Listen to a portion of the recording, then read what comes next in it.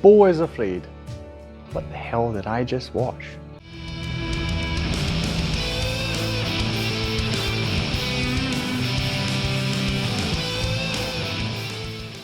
Hi, my name's Drew and welcome to another review video on Flying Wiener. I filmed this review video together with the last one I did, which was about Come and See. If you want to have a really devastating experience, I can leave a link to my review of that video at the end of this one. But yeah, because I filmed both of these in the same day, I just decided I'm going to leave the same t-shirt on because yeah, I felt emotionally exhausted after both of these films, but for different reasons. Now, yes, I'll preface this by saying the film was made by Ari Aster, who I am a fan of. If you're not familiar with him, he's made 2 films previous to this one. The first one was Hereditary, which was a big success. You know, it was a very popular film. I absolutely agree. It's one of these films that's it's a horror film, right? But it does something with you. It's sort of on a primal level it works, right? For me, and the same as with Midsommar, his second film, right? Which I also really enjoyed. I mean, both films have got great performances in them, and that helps because otherwise the films wouldn't be as great. But he's just got this way, and I think he's not really setting out to make horror films. They just happen to be horror films, you know, the things that he's doing. And he has this ability, like I say, to really, I don't know, there's something deep-seated in here, you know, that he really talks to, and it's just like this primal fear that he evokes. And it's so unsettling at times. They're not the outright scares, ooh, you know, scary monster and that. It's just like, you know, there are things out there that we might not understand. And what if they're evil, you know, truly evil, and we're powerless to stop them, more or less, you know? So I really like those films a lot for those reasons. Beau is Afraid is a very different film, right? It's described as a sort of horror comedy, sort of black comedy. It's got all sorts of weird and wonderful elements to it. It's really hard to describe this film, right? To me, I get why people sort of try and attach horror to it, also because of the previous 2 films. It's not, if you want to, you know, have it in the horror genre, it's mostly because of let's call it anxiety, right? I'm not a psychologist, you know. I'm sorry, I'm not able to give you the correct clinical terms, etc. It's a lot. This film involves anxiety a lot. So if this that kind of horror, which is really terrifying too, you know. What if you're in loads of situations that, you know, between people in society and all these kind of things that just make you feel uneasy, you know, and wary. That kind of horror, right? That's what this is about. So it's very different to his previous films. I will say, you know, just as a sort of, I mean, it's not a competition or anything, but I did enjoy the other 2 films more than this one because I am more of a horror leaning guy. It doesn't mean I didn't enjoy Beau is Afraid. It's just a very different film, right? I just want to say that. So it's a mishmash of, like I say, sort of anxiety, horror, but focused on the anxiety. You have got comedic sections here, quite a lot of them, really. It's surrealist. Yeah, there's just so much to unpack. But before maybe we get into that kind of stuff, let's talk about the plot, which is difficult. This is a 3-hour film, so if you sit down to watch it, just bear in mind it's a 3-hour long film. It is very long. It's got parts, you know, very distinctive parts, which I'll also talk about in a bit. We are focused on a guy called Beau, played by Joaquin Phoenix. You know, love him. He's great in this as well. You know, it's hard to picture anyone else in this role. He lives in anxiety all the time, basically, right? He goes to therapy, he gets medication for it. He's just terrified of all sorts of situations. He lives in a very, very crazy city where just outside of his window down in the street there's all sorts of crime going on and crazy people and all sorts of things. Even a short trip to the supermarket is you know, a really dreadful situation to be in because countless things could happen to him, right?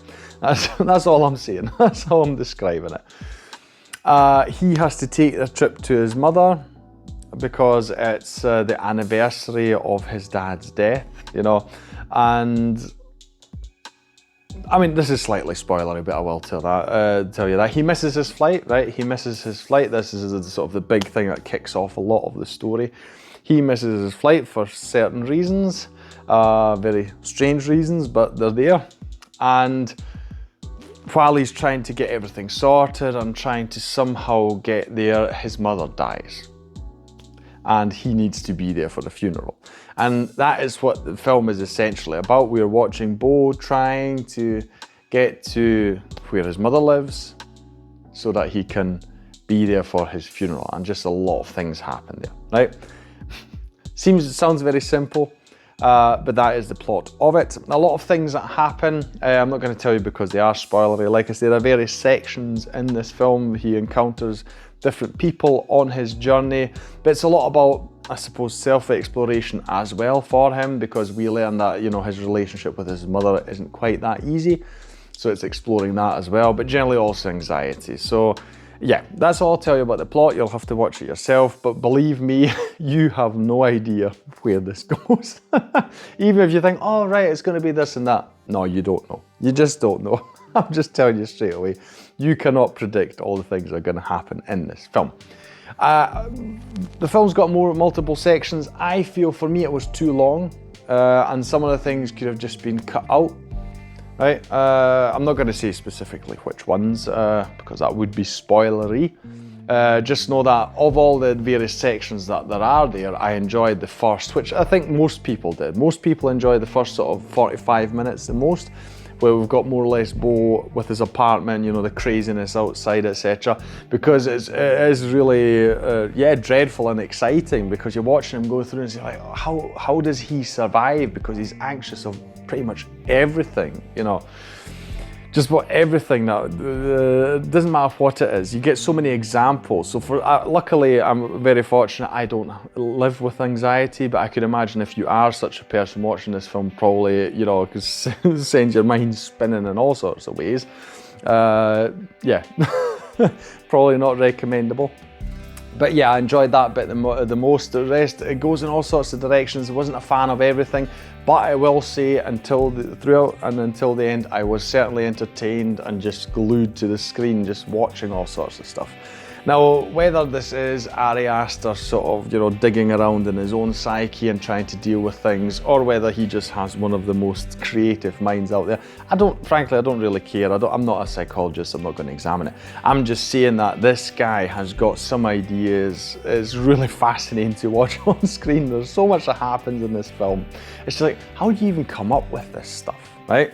So if you like sort of abstract films that take you on a ridiculous journey, because it is very ridiculous at times, especially the things that Beau encounters and we see happening to him, a lot is very ridiculous. That's where the sort of surrealist stuff comes in, and you've got comedy stuff in here as well.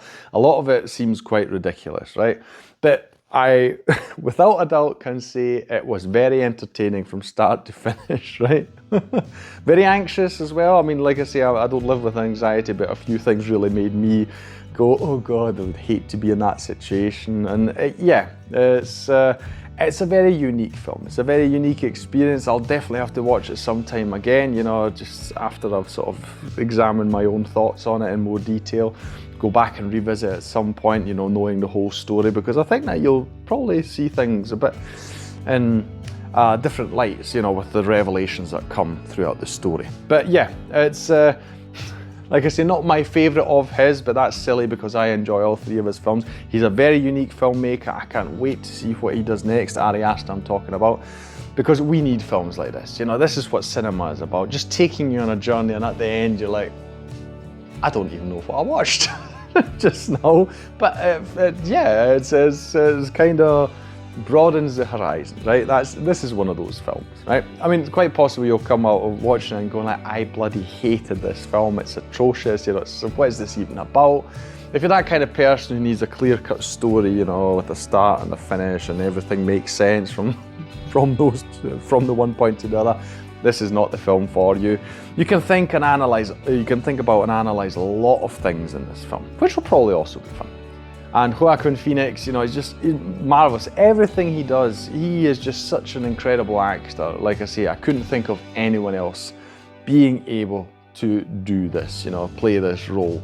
It's got, I'll just mention one last thing. Visually, it's got a lot of beautiful things in it. There's one section sort of in the middle, part 2. It's in a forest, that's all I'll say. We've got a lot of sets there and effect shots and all that. Really beautiful to look at. So those, like, what is it? It's like 10 to 15 minutes, something like that. There's a lot of visual stuff that happens here, and I adored the whole section because it was really just cool to watch what was happening on screen. So again, very creative. So I don't know where he takes it from. It's fascinating. As someone who isn't really creative themselves, I'm talking about me here, it's incredible to watch these things on screen. I think this guy just sat down, you know, he wrote the script and he's like, oh yeah, we're gonna have this, that, and the next thing. I don't even know where you begin making a film like this. Very interesting experience, definitely not for everyone. If you get the chance, check out Beau is Afraid. That will be all from me today. If you enjoyed this video, please like, share and subscribe. It is the best way to support this channel. Leave a comment down below about anything you want to say about Beau is Afraid, if you were also emotionally exhausted after watching it. Any of the other Ari Aster films, like I say, I really think he's a great director. Probably him with Robert Eggers, some of my favourites right now, easily. But yes, anything you want to say, leave it down in the comments below. I'll thank you for watching this video, and I'll see you in the next one on Flying Wiener. Take care, bye.